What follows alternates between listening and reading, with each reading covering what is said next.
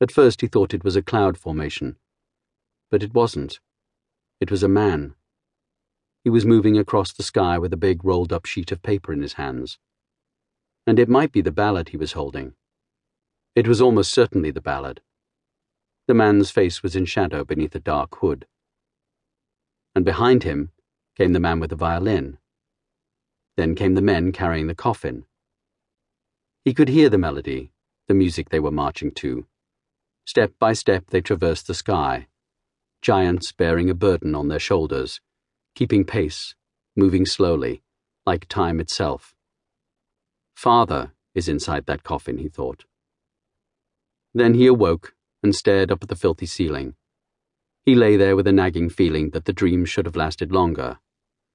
But what does it matter, he thought. I dreamed. For the first time in weeks I dreamed. But it wasn't her song that had made him fall asleep. The song hadn't worked the way he'd expected. It was 6:45. Strictly speaking, it was early, but Singsaker was no longer struggling to wake up. He felt strangely clear-headed, even though he hadn't yet had his daily shot of aquavit. Or maybe that was precisely the reason.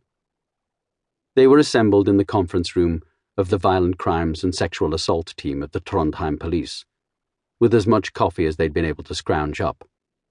With them was the head of the department, Gro Brattberg.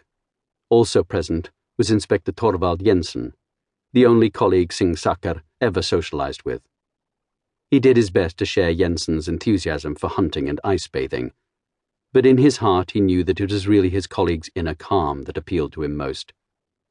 Jensen reminded Singsaker of who he himself might have been if his mind could have been toned down a notch, if he hadn't had the brain surgery, didn't indulge himself with a shot of aquavit every morning, and hadn't gotten divorced, only to fall in love with a young American woman. In short, if he was not the person he was, he could have been Jensen. Singsaker wondered if that wasn't in fact a good basis for a friendship. Jensen was rocking his chair back and forth, his hands clasped on his stomach, as he fixed his sleepy eyes on the ceiling. Next to him sat Mona Gran. She was the youngest of the detectives in the unit. Grongstad and Singsaker sat at either end of the table. The meeting began with the two of them since they'd been at the crime scene. Grongstad went first, meticulous as always. Singsaker had little to add except to pose a few questions related to what Grongstad had told them. In his opinion, they needed to clarify 3 things. How had the killer and the victim arrived at the scene of the crime? And how had the murderer left? Was it possible to come up with any motive for the murder, based on the evidence discovered so far? Most noteworthy was the music box, which looked like an antique, and the fact that the victim's larynx had been cut out. But the last question was the most important. Who was the victim? Brattberg started in after Singsaker finished. Our first priority has to be identifying this woman without a throat. Singsaker appreciated Brattberg's precise descriptions, which were often specific and thought-provoking. The woman without a throat, he thought to himself. That means something. There's something significant about that. No one in the room disagreed with the priorities of the head of the violent crimes team. They all knew that in most homicide cases, the killer has some sort of connection to the victim. And so the more they found out about the deceased, the closer they would conceivably get to the perpetrator.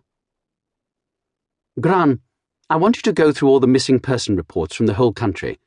Look at the most recent first, and then work your way back, said Brattberg. Mona Gran nodded, and made a note in her iPad. Singsaker, you need to find out more about the music box. Where's it from? Is it old? Where was it made? And what about the tune it plays? I'd say that music museum at Ringver Manor would be the place to start. Don't they have a good collection of music boxes out there? Jonas Red, said Gran. Talk to Jonas Red. He's probably the foremost expert on music boxes in Norway. He works at the museum. Everyone turned to look at their young colleague, impressed. She shrugged. I go out to Ringver a lot.